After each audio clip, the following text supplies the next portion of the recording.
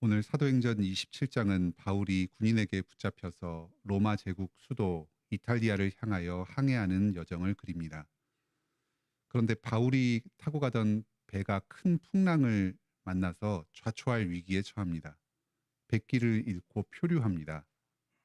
오늘 본문에서는 항해 과정에 관한 묘사가 아주 자세하게 나와 있습니다. 또 항해와 관련된 고대의 전문 용어들이 다수 등장합니다. 오늘 본문의 내용은 실제 일어난 사실을 기록한 것임을 의심할 여지가 전혀 없습니다.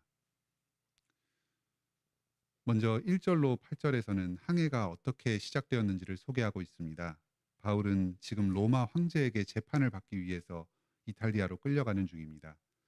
하지만 로마 시민권자로서 황제로부터 최종적인 유죄 판결을 받기 전까지는 일반인으로서 자유를 누리면서 항해합니다. 당시의 로마 관원들은 바울이 아무런 죄가 없다는 사실을 잘 알고 있었습니다. 그래서 백부장 율리오와 다른 군인들은 항해 가운데 바울을 친절하게 대하면서 자유롭게 다른 사람들과 교류하도록 허락해 주었습니다. 지금 바울이 타고 가는 배는 여객과 화물을 태우고 아시아 지역과 이탈리아 지역을 오가는 여객 화물선이었습니다. 그곳에 로마 군인들과 또 죄수들과 여러 재판받는 사람들을 포함해서 바울의 일행을 함께 태우고 갔던 것 같습니다. 지금 이 배에는 바울뿐만 아니라 다른 전도 팀원들도 함께 타고 있었습니다. 2절에 우리가 배를 탔다 합니다. 사도행전을 기록하던 누가 요한도 이 배에 함께 타고 있었습니다.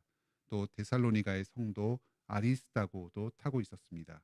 그 밖에 전도 팀원들이 몇 명 더 있었을 것으로 짐작됩니다. 37절에 보면 배에 있는 사람들이 선원을 포함해서 모두 276명이었다고 합니다. 아주 큰 배였습니다. 많은 사람들이 화물을 싣고 항해하고 있었습니다. 9절로 38절에서는 배가 심한 풍랑을 만나서 표류하는 내용이 나옵니다. 중간 기착지인 크레테 섬에 있는 미항이라는 항구에서 이탈리아로 출발하려고 했습니다. 그런데 이미 7월의 금식일, 속죄일이 지난 시점이라서 겨울이 곧 닥쳐오는 때였습니다. 유대인의 달력으로 보면 7월 10일인데 그 유대인의 달력은 현재의 달력에 비해서 한 달에서 두 달 정도 빠릅니다. 오늘날로 치면 10월 말에서 11월 초가 되는 시기였습니다. 당시 지중해에서는 겨울이 되면 백길이 사나워져서 항해가 전면적으로 금지되었습니다. 그 금지되는 시기에 초입에 해당하였습니다. 바울이 판단하기에는 이 미항에서 몇 달간 더 머무르면서 해를 넘기고 내년 봄이 되면 다시 항해를 시작하는 것이 안전하리라고 생각했습니다. 그래서 백부장과 선장에게 미항에 계속해서 머무르자고 건의했습니다. 하지만 받아들여지지 않았습니다. 당시 대부분의 그 배에 타고 있던 사람들은 비록 겨울이 시작되기는 하였지만 그 크레테 섬의 해안선을 따라서 서쪽으로 이동하는 정도는 큰 문제가 없다고 생각했습니다. 그래서 섬 서쪽에 있는 좀 더 안정적으로 머무를 수 있는 더 큰 항구로 이동해서 겨울을 나려고 했습니다. 그런데 막상 항해를 시작하니까 큰 광풍이 불어 닥쳤습니다. 배를 통제할 수 없는 지경에 이르렀습니다. 그 급박한 상황 가운데 선원들이 어떻게 배를 구하려고 했는지, 그 배를 구하기 위해서 행한 여러 조치들이 아주 실감나게 오늘 본문에 묘사되어 있습니다. 심지어는 그 200명이 넘는 배에 탄 사람들의 생명을 살리기 위해서 무역을 위한 화물까지 버리는 큰 손실을 감수하고자 합니다. 그 손해는 아마 배의 선주가 감당해야 했을 것입니다. 얼마나 그 상황이 위급하였는지를 간접적으로 엿볼 수 있는 대목입니다. 하지만 그런 여러 가지 노력에도 불구하고 풍랑이 가라앉을 기미가 보이지 않았습니다. 20절에 구름이 자욱하게 끼어서 별들도 한참 동안 보이지 않았고 구원의 여망마저 없어졌더라. 절망과 죽음의 그림자가 배 전체에 짙게 드리워졌습니다. 그런데 그때 바울이 나서서 사람들에게 말씀을 전합니다. 이제는 안심하라. 너희 중에 아무도 생명에는 아무런 손상이 없겠고 오직 배뿐이리라. 배는 일부 파손되고 화물은 손해를 볼 것입니다. 하지만 사람의 생명에는 아무런 손상이 없을 것입니다. 큰 풍랑 가운데서도 바울은 평안 가운데 거하면서 다른 사람들을 위로합니다. 천사의 위로의 말씀이 전날 밤에 바울에게 임하였기 때문입니다. 바울아, 두려워하지 말라. 네가 가이사 앞에 서야 하겠고 또 하나님께서 너와 함께 항해하는 자를 다 내게 주셨다. 바울은 이 하나님의 말씀을 굳게 신뢰하였습니다. 그리고 이 말씀으로 평안의 복음을 다른 사람들에게 전하였습니다. 27절에 보면 풍랑은 14일 정도 지속되었습니다. 굉장히 오랜 풍랑이었습니다. 표류가 지속되어서 심지어는 선원 중의 일부가 닻을 내리는 척하면서 거룻배를 내려서 그 배를 타고 탈출하려는 시도를 하기까지 하였습니다. 이런 절망적인 상황이 14일 동안 지속되면서 사람들은 점차로 생의 의욕을 포기하기 시작합니다. 제대로 식사도 하지 못하고 점차 쇠약해져 갔습니다. 바울은 사람들을 안심시키면서 함께 기도하고 또 음식을 나누어 주었습니다.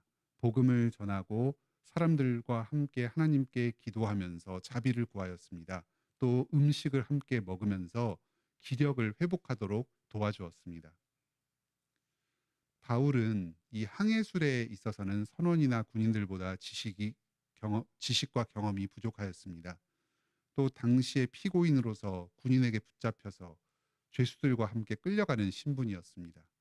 하지만 하나님에 대한 담대한 믿음 때문에 또 말씀을 간직하고 있었기 때문에 이 어려움 가운데서도 반드시 살아날 것이라는 확신이 있었습니다. 그래서 폭풍 우 가운데서도 평안한 가운데 거하면서 사람들을 위로할 수 있었습니다. 마지막으로 39절로 44절에서는 무사히 땅에 상륙하는 내용이 나옵니다. 배가 표류하다가 메르데라고 하는 멜리데라고 하는 섬에 정착하게 됩니다. 그 섬에서 있었던 일은 28장 본문에서 계속해서 나옵니다. 오늘 본문은 인생에 대한 소중한 통찰을 우리에게 가져다 줍니다. 바울의 여정은 하나님께서 인도하시고 함께 하시는 길이었습니다. 이탈리아로 가서 황제 앞에서 복음을 증거하도록 예비하셨고 그 주님의 뜻에 따라서 순종하며 나아갔습니다. 하지만 하나님께서 동행하시고 인도하시는 길이라고 하더라도 그 가운데 예상치 못한 고난이 찾아올 수 있습니다. 바울이 탑승한 배는 바다 위에서 표류하였고 죽음의 위협 앞에 놓이게 되었습니다. 우리는 보통 하나님께서 인도하시고 또 섭리 가운데 주관하여 주시면 모든 것이 평안하고 안전할 것이라고 생각할 때가 있습니다. 주님께서 그 인도하시는 길을 분별하는 중요한 기준 중에 하나로 그 길이 얼마나 평안한가, 그 길이 얼마나 열리는가 하는 것을 생각하기도 합니다. 하지만 오늘 이 본문을 보면 하나님께서 인도하시고 섭리하시는 길이라고 할지라도 죽음의 위험과 고난이 기다리고 있는 경우도 있음을 보게 됩니다. 그럴 때에도 주님께서 우리와 항상 함께 하여 주신다는 이 사실은 변하지 않습니다. 계속해서 천사를 보내서 바울을 위로하여 주시고 말씀을 보내 주십니다. 그 말씀을 다른 사람들에게 전하게 하여 주십니다. 오늘날에는 천사가 직접 와서 환상 가운데 말씀을 전하는 일은 잘 일어나지 않습니다. 대신에 우리에게 성경을 주시고 또 교회를 통해서 말씀을 공급하여 주십니다. 이 천사가 바울에게 전해준 말과 같은 하나님의 말씀이 오늘날에도 우리에게 계속해서 전해지고 있습니다. 예수님의 이 말씀에 약속이 있기에 우리는 고난 가운데서도 주님의 보호하심을 신뢰하면서 평안 가운데 거할 수 있습니다. 예수님께서 제자들에게 말씀하셨습니다. 안심하라, 내니 두려워하지 말라. 제자들이 폭풍우 가운데서 두려워할 때에 예수님께서 물 위를 걸으시면서 그 폭풍우를 잠잠케 하셨습니다. 천지를 다스리시는 주님께서 지금도 말씀으로 우리를 지켜 보호하여 주십니다. 혼란스러운 상황이 생겼을 때에 그 상황 자체의 마음이 빼앗겨서 허둥대지 않기를 바랍니다. 어떠한 상황 가운데서도 우리와 함께 하시는 주님을 기억하면서 평안 가운데 거할 수 있기를 바랍니다. 바울은 당시에 재판받는 피고인의 신분 가운데 놓여 있었습니다. 하지만 지금 이 배에서 영적인 지도자 역할을 감당하였습니다. 그에게 예수 그리스도의 복음이 있었기 때문입니다. 이 바울이 복음을 전할 때에 말씀 가운데 권능이 있고 권세가 있어서 사람들로부터 지도력을 인정받게 되었습니다. 우리 각자에게도 오늘날 영적인 지도자의 신분이 주어져 있습니다. 이 세상에서 아무리 권세 높은 사람, 아무리 힘이 있는 사람이라고 할지라도 예수님에 대한 복음이 없으면 이 인생의 위기와 혼란 앞에서 자신의 운명을 지킬 힘이 없습니다. 불안하여서 흔들리고 두려워 떨게 됩니다. 우리의 사회적인 지위와 신분이 조금 낮다고 하더라도 이 사실에 주눅들고 움츠러들지 않기를 바랍니다. 오히려 복음을 맡은 자로서 담대히 주위 사람들을 위로하고 격려합시다. 우리가 주님 안에서 누리는 이 평안과 확신을 다른 사람들에게 나누어 줍시다. 오늘도 이 인생이라는 항해 앞에서 주님의 인도하심을 누리며 평안 가운데 거하는 복된 하루를 누리시기 바랍니다. 함께 기도합시다. 하늘에 계신 우리 아버지, 오늘 이 말씀을 통해서 저희를 위로하시고 격려해 주시니 감사드립니다. 주님께서 항상 저희와 함께 하시고 저희의 앞길을 인도하여 주십니다. 하지만 때로는 저희 앞에 예상치 못한 폭풍우와 풍랑과 같은 이 죽음의 위협, 파선의 위협에 노출될 때도 있습니다. 그럴 때에도 주님께서 저희와 함께 하심을 결코 잊지 않게 하여 주시고 끝까지 주님을 신뢰하게 하여 주시옵소서. 혼란스러운 상황 가운데서도 주님께서 계속해서 말씀으로 저희를 먹여주시고 힘 주시니 감사드립니다. 저희가 이 주님의 약속의 말씀으로 말미암아 위로를 얻고 마음의 평안을 지킬 수 있게 하여 주시옵소서. 또 저희가 받은 이 위로와 평안을 주위의 다른 사람들과 함께 나누게 하여 주시옵소서. 오늘도 저희의 모든 필요와 도움을 오직 주님께 의지합니다. 주님께서 저희의 기도를 들으시고 응답하여 주시옵소서.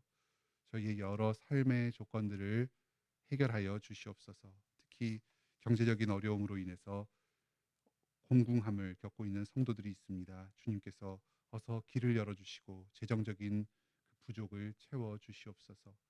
진로와 취업을 준비하고 있는 성도들이 있습니다. 또 진학을 위해서 상급 학교에 가기를 준비하는 성도들이 있습니다. 주님께서 인도하여 주시옵소서.